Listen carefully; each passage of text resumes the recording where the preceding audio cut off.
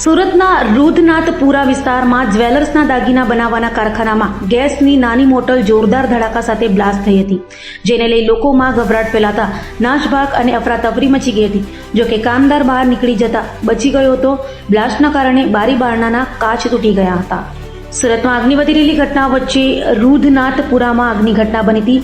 રૂધનાથપુરામાં ચોથિયા શેરીના મકાનમાં જ્વેલર્સના દાગીનાના બનાવવાનું કારખાનું આવેલું છે. કારખાનામાં એક કામદાર કામમાં વ્યસ્ત હતો. દરમિયાન દાગીના બનાવવા માટે ઉપયોગ કરવામાં આવેલી બ્લુકેમ પોર્ટેબલ ગેસ કાર્ટેજ એટલે કે ગેસની નાની બોટલ એકાએક જોરદાર ધડાકા સાથે બ્લાસ્ટ થઈ હતી. જોકે સદનસીબે ત્યાં હાજર એક વ્યક્તિ બચી જતા તરત બહાર દોડી ગયો હતો. બ્લાસ્ટના બનાવના લીધે ત્યાંના લોકોમાં ભય ફેલાતા ત્યાં ભાગદોડ અને અફરાતફરી મચી જવા પામી હતી. આ અંગે ફાયર બ્રિગેડ અને પોલીસ કર્મીઓને જાણ થતાં ઘટના સ્થળે ધસી જઈને કામગીરી કરી હતી. જ્યારે ટીન ગેસની નાની બોટલ બ્લાસ્ટ થવાના લીધે બારીના કાચ તૂટી ગયા હતા. આ સાથે મશીન, ટેબલ, ખુરશી, વાયરિંગ સહિતનો માલ સામાન અને ચીજ વસ્તુઓને નુકસાન થયું હતું.